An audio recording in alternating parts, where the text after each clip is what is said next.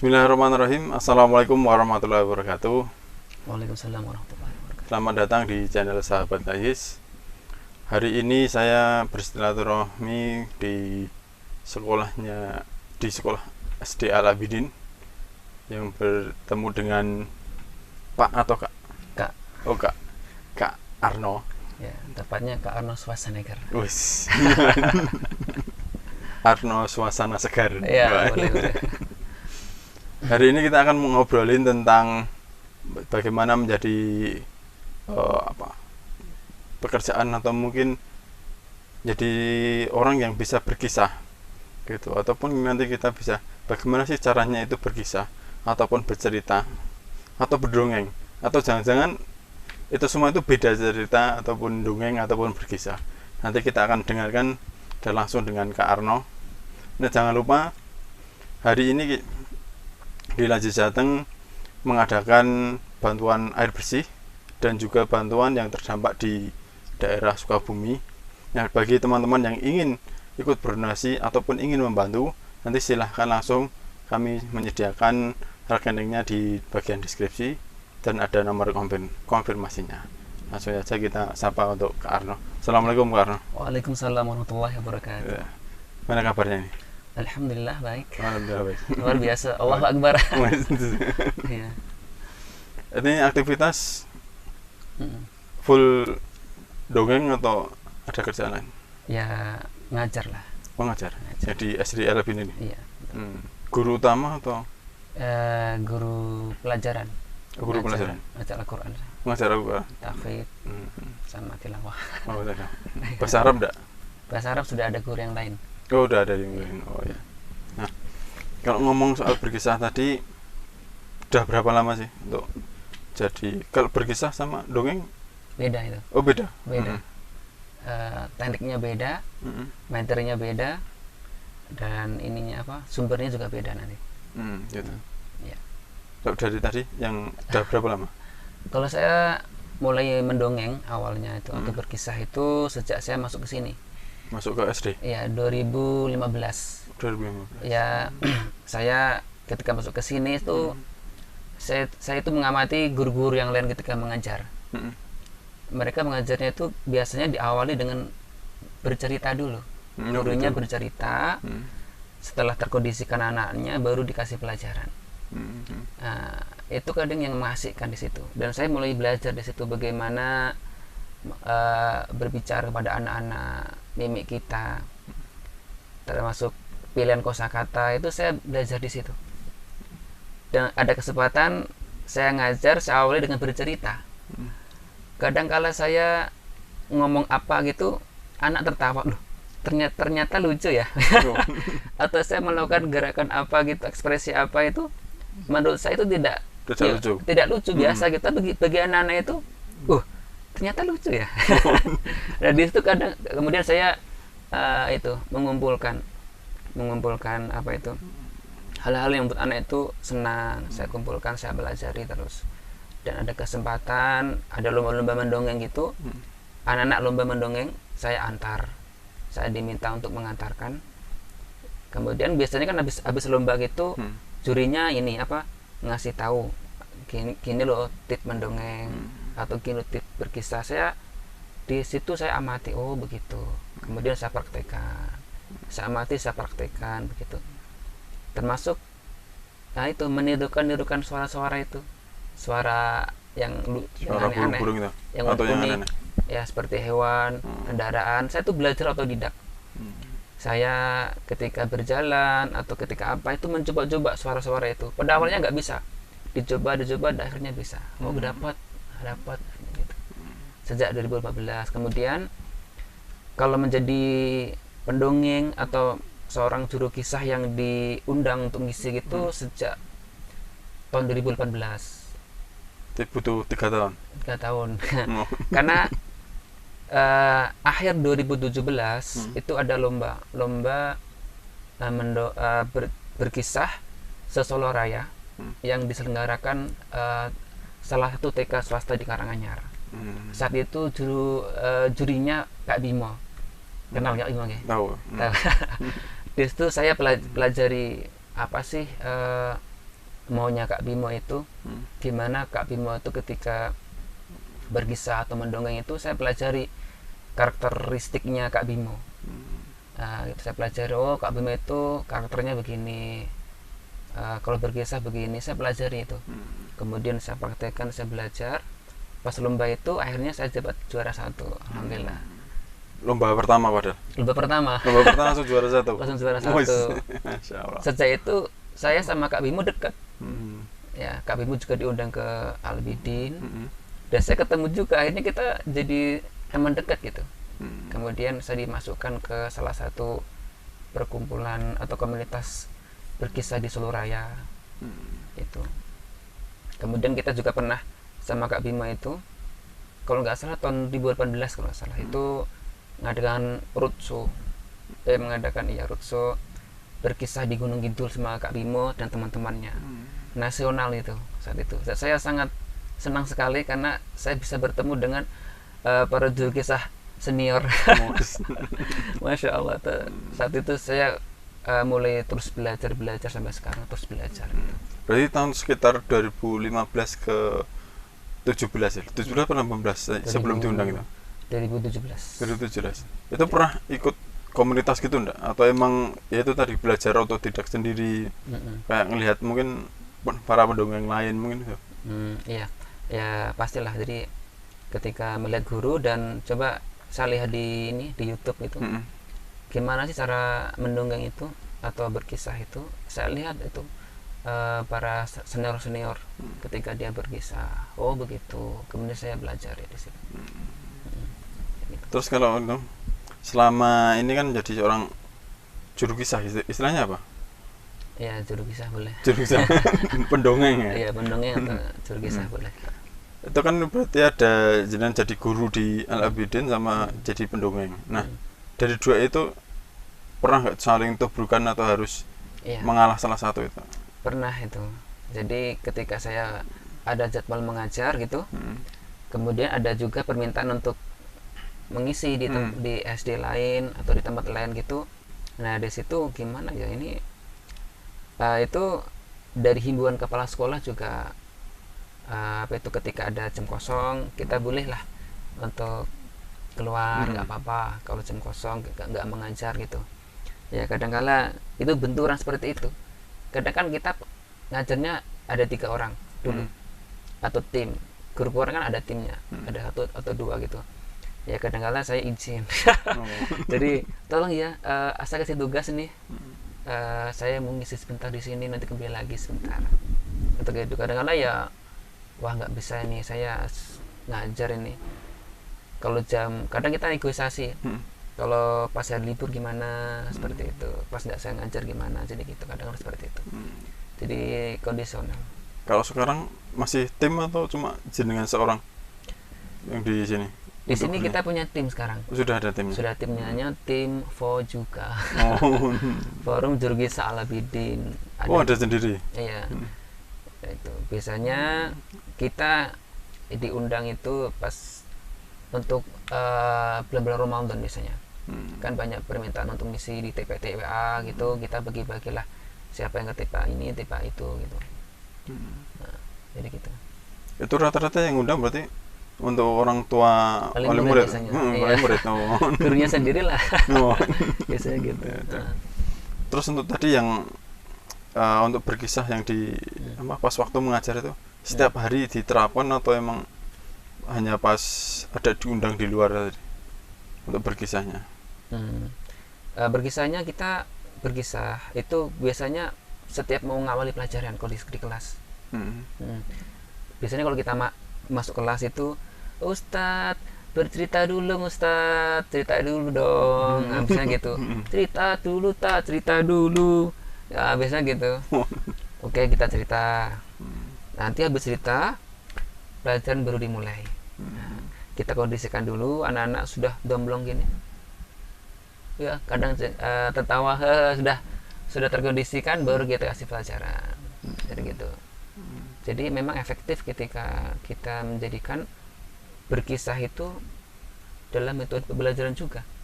Misalkan kita mau mengajarkan misalkan biologi ya, metamorfosis sempurna pada kupu-kupu. Nah, itu banyak sekali tahapannya, dari telur menjadi ulat, kemudian menjadi kepompong, jadi kupu-kupu. Proses yang ini ada proses karakter kesabaran. Nah, seorang ulat dia menahan dirinya dalam kepompong berhari-hari tidak makan, nah, kan, mentransformasi tubuhnya yang dulunya maaf ya gendut misalkan, kemudian dia berpuasa berhari-hari jadi langsing, punya sayap, jadi kupu-kupu yang cantik. Nah, itu bisa diajarkan di sana. Gitu. Jadi, Nah, kadang kan pinter berkisah di luar kan, tapi kadang di rumah jarang berkisah.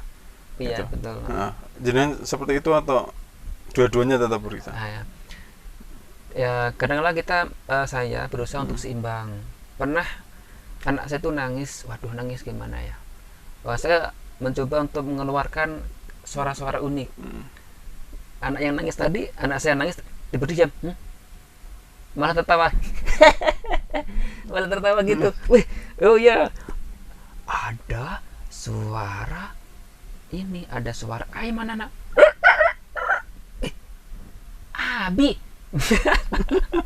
Jadi yang semula dia nangis dari kaget, Abi.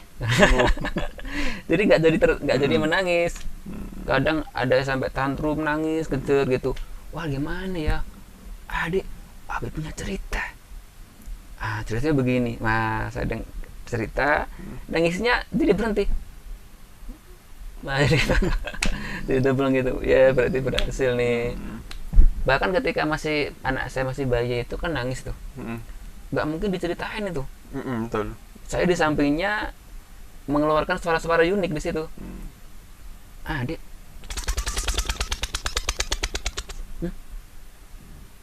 adik, ya sebelum menangis jadi, oh ya gitu. Kadang suara apa gitu, tiba-tiba, oh ya, nyari-nyari, jadi gak nangis gitu. Jadi gitu. Terus enak kan berkisah ke anak sendiri atau orang lain? Biasanya gini, kalau berkisah kepada anak orang lain, biasanya kita sifatnya formal, ya formal, ada nilai entertainment di sana. Karena kan biasanya kalau berkisah pada anak orang lain, biasanya kan perlu durasi waktu yang agak lama, bisa 45 menit atau 1 jam. Itu kita harus punya jiwa entertain di sana, supaya anak itu tetap terhibur. Di samping kita menanamkan nilai-nilai cerita kita di situ. Kalau sama anak kita kadang nggak formal, hanya terserah kita mau bertingkah apapun, entah kondisi sedang tidur, sedang berbaring, atau sedang duduk, ayo bebas di situ. Kita mau ngomong apa aja, yang penting anak itu tertawa. Kita ekspresi aja anak sudah tertawa. Misalkan, anak sudah, jadi anak itu tertawa sendiri gitu. Abi, Abi kayak upin-upin aja. Digituin kadang.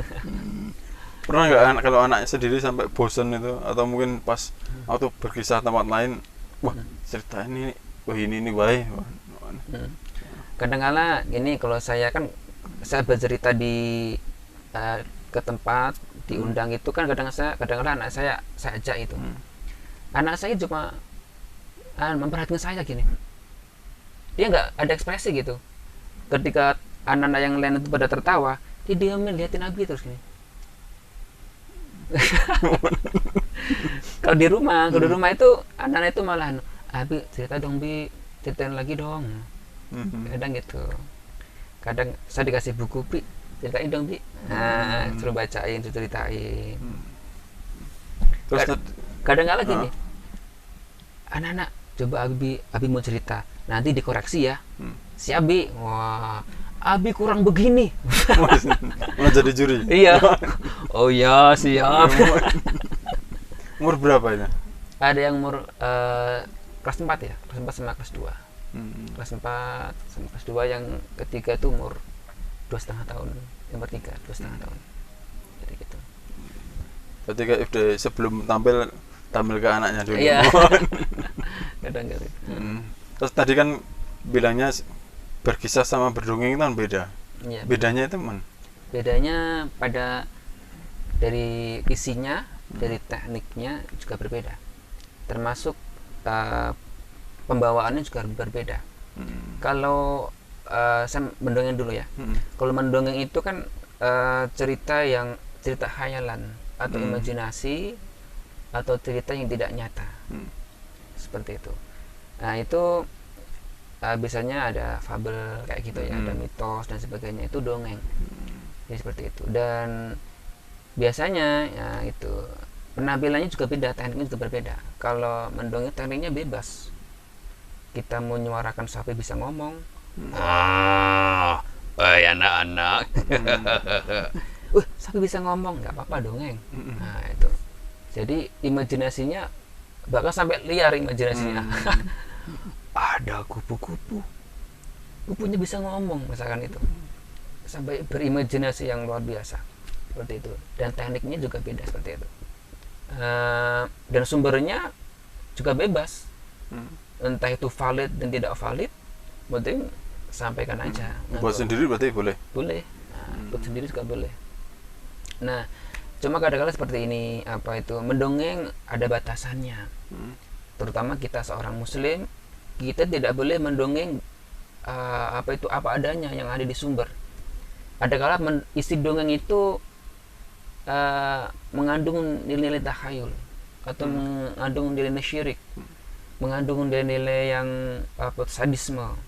Nah, itu atau sifatnya penipuan. Nah, itu kita ubah. Isi apa itu? Alur cerita kita ubah. Misalkan si kancil biasanya kan nyolong timun. Nah, kita ganti. Misalkan si kancil sang penolong. Diganti gitu. Wah, berarti itu mengubah pakem. Nggak apa-apa. Kan dongeng, bebas dong. Iya. Jadi gitu. Itu mendongeng. Jadi gitu ya. Termasuk nilai sadisme kita hilangkan. Kayak misalkan ada kartun Tom and Jerry, itu kan sangat sadis sekali itu. Dipukul cedet sampai kepalanya peyok itu. Apa itu? Dihidup lagi. Nah, itu nanti kalau ditiru anak-anak bahaya. Dia melihat Tom and Jerry, dia mukul temannya itu. Dikira hidup lagi. Waduh, wah, akhirnya kan gitu. Itu yang nggak boleh. Jadi kita pintar-pintar lah, apa itu, mengubah cerita dongeng itu menjadi lebih baik itu. Jadi perlu banget ya kita membaca ceritanya dulu dan kita ubah, kita tulis lagi, kita coba lagi latihannya gitu. Latihan menyampaikan itu penting. Itu kalau mendongeng. Kalau berkisah gitu ya. Kalau berkisah itu kita improvisasinya terbatas. Ya, sumbernya harus valid, harus tidak boleh hoak di situ. Kadang-kala misalkan kisah-kisah Islami tentunya ya, yang bersumber dari Al-Quran atau Al-Hadis, berkisah. Nah, kadang-kala kita mendapatkan sumber-sumber kisah yang tidak valid atau biasanya sumbernya tidak tidak sahih gitu. Dan itu memang isinya baik gitu ya, tapi ada sebagian yang jangan disampaikan gitu, karena isinya meskipun isinya baik tapi sumbernya tidak valid.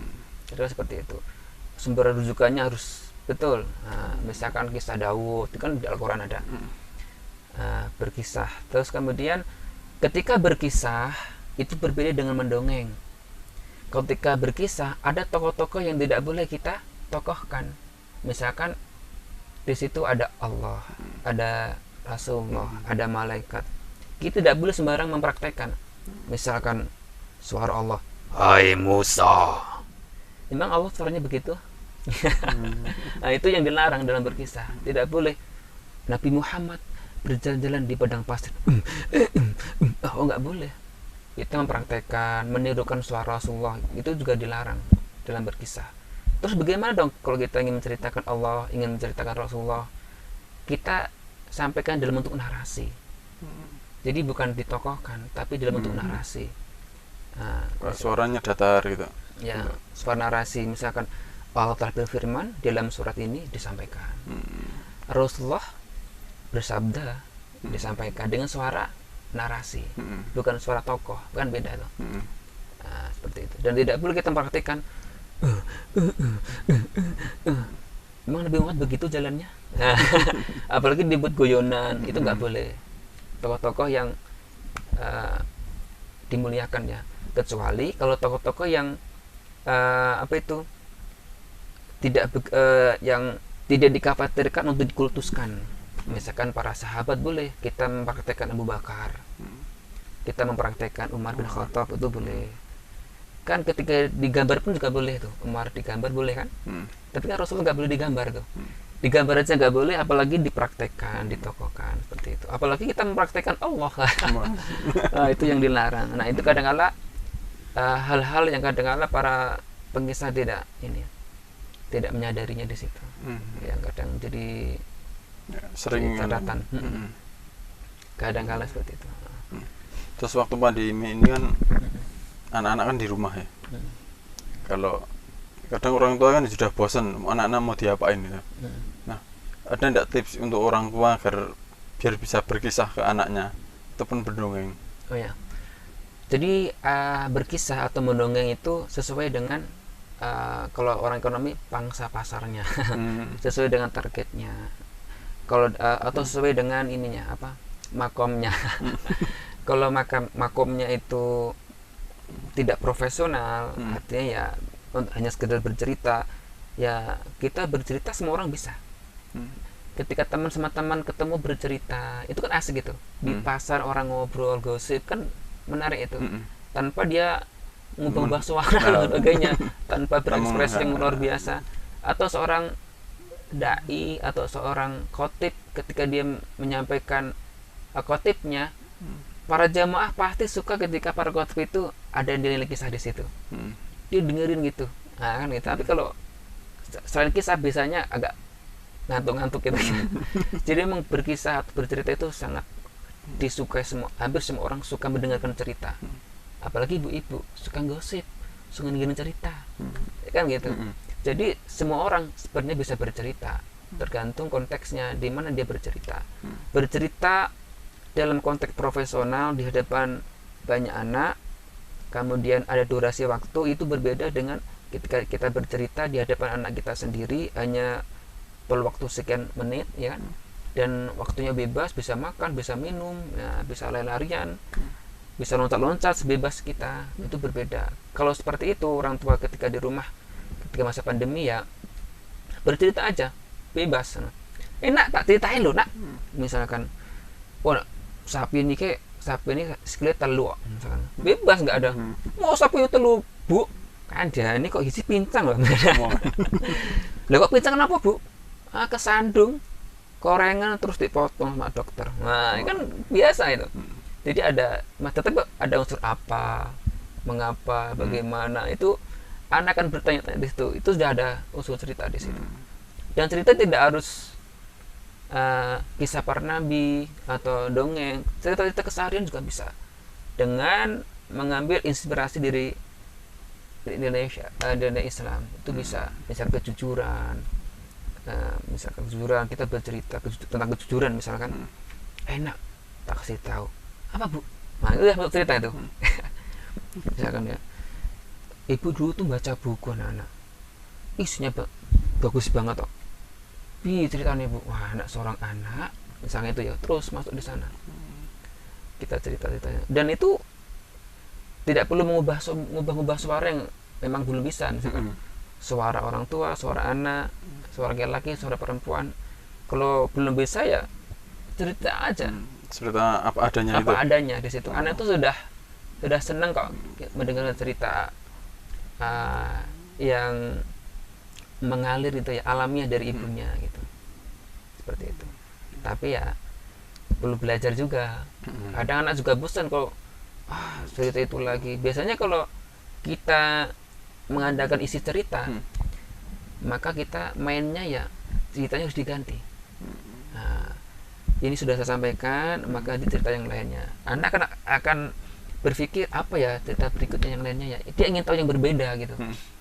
Nah, terus seandainya kita nggak punya bahan cerita yang berbeda, bagaimana caranya? Ada kreasi kita, inisiatif kita, yaitu dengan cara apa? Mengubah alur cerita, mengubah tokohnya, kemudian kita tambah kreasi kita. Anak sudah tahu ceritanya itu, tapi kita ganti alurnya diubah sedikit gitu. Ya, Anda sudah, loh kok beda ya? Ya, Anda sudah ada senang di situ. Oke. Jadi kayak tergantung dari apa ya, kreasi sendiri mungkin. Iya, kreasi. Mungkin paling mudah emang dari buku mungkin ya, kalau dari orang tua mungkin dari Ya, bacakan dari buku kepada anak. Mas terakhir Mas, Ya. untuk kan ini kalau undangan yang di luar masih ada enggak selama pandemi ini? Pandemi ini kemarin ada juga, Ada. sudah ada sebagian TPA sudah masuk, saya diundang juga dengan protokol kesehatan.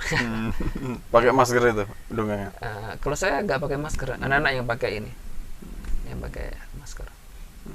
Terus kalau jenengan menyediakan enggak untuk kayak channel sendiri untuk cara berkisah atau berkisah di mungkin di YouTube atau di media sosial lain? Saya sudah punya channelnya. Udah ada. Ada Kak Arno.